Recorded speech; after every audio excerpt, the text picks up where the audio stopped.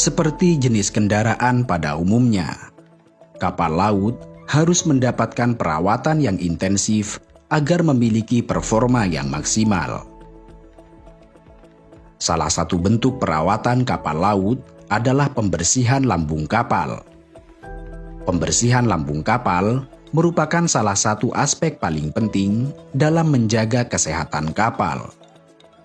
Selama perjalanan, lambung kapal di bawah permukaan air laut menghadapi berbagai tingkat pengotoran oleh organisme laut atau akuatik yang disebabkan oleh biofouling. Biofouling adalah penempelan organisme hidup yang melekat pada permukaan material yang ditempeli biofouling, seperti ganggang, teritip, cacing, dan berbagai organisme lain. Penempelan organisme ini bersifat alamiah, tetapi sayangnya mereka dapat berkoloni pada struktur buatan manusia, sehingga menimbulkan permasalahan seperti perubahan permukaan pada bagian bawah kapal, menyebabkan degradasi pada cat dan struktur logam, di samping juga dapat meningkatkan berat, hambatan, serta membebani sistem kapal. Kinerja lambung dan baling-baling dapat memburuk dari waktu ke waktu disebabkan biofouling dan kerusakan mekanis. Pada gilirannya, kondisi lambung yang buruk akan menurunkan efektivitas energi. Selain itu, biofouling pada lambung kapal dapat mempengaruhi dinamika kapal dengan meningkatkan hambatan dan propulsi yang diperlukan. Karena itu, dibutuhkan pembersihan lambung kapal guna memastikan kesehatannya dengan cara menghilangkan biofouling yang melekat pada semua struktur bawah permukaan, termasuk baling-baling, kemudi, port masuk dan keluar, serta rumah sonar.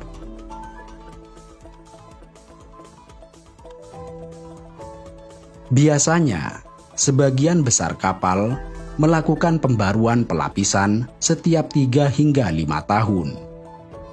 Di Angkatan Laut Amerika Serikat, pekerjaan pembersihan baling-baling direkomendasikan untuk dilakukan sebanyak 6 kali dalam setahun.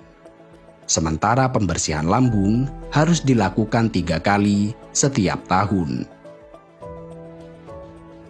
Guna membersihkan kotoran pengganggu tersebut, para pemilik kapal harus memasukkan kapal mereka ke dry docking atau dok kering ketika tiba saatnya untuk membersihkan lambung kapal mereka selama musim pemeliharaan. Ada 3 metode yang paling umum digunakan untuk menghilangkan biofouling, yaitu dry docking atau dermaga kering, cat anti-fouling, dan pembersihan bawah air secara berkala. Metode terbaik untuk menghilangkan biofouling adalah penggunaan abrasif bertekanan tinggi di dermaga kering.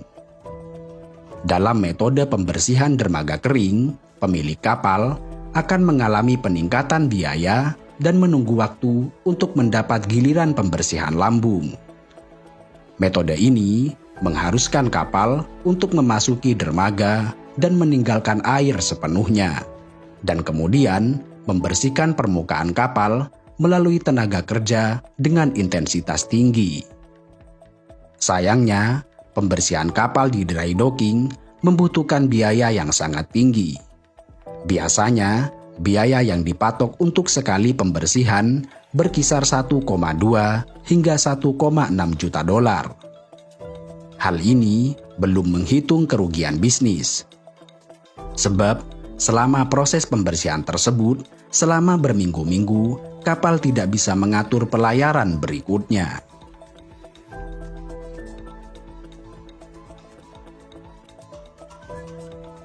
Sementara itu, dalam metode cat anti-fouling, lambung kapal disemprot dengan cat anti-fouling lunak, yang secara efektif dapat membunuh atau memperlambat pertumbuhan organisme dengan secara bertahap melepaskan biosida. Efek anti-fouling akan berkurang seiring bertambahnya usia cat. Karena itu, cat anti-fouling perlu diaplikasikan kembali di kemudian hari.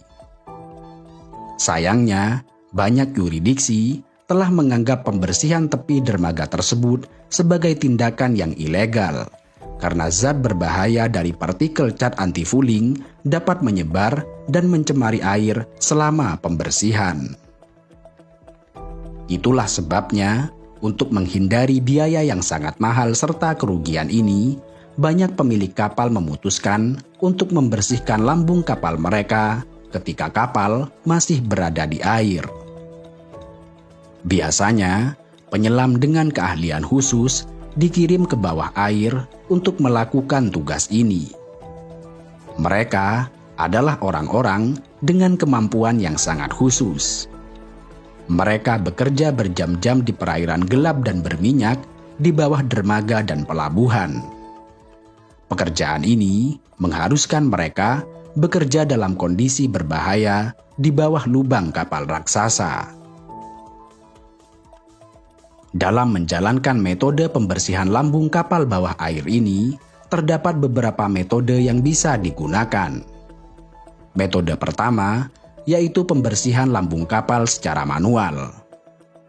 Hal ini biasanya dilakukan pada kapal-kapal kecil, seperti kapal pesiar rekreasi atau kapal penangkap ikan. Metode kedua adalah sistem pembersihan sikat putar bertenaga yang menggunakan peralatan mekatronika, terutama untuk kapal besar.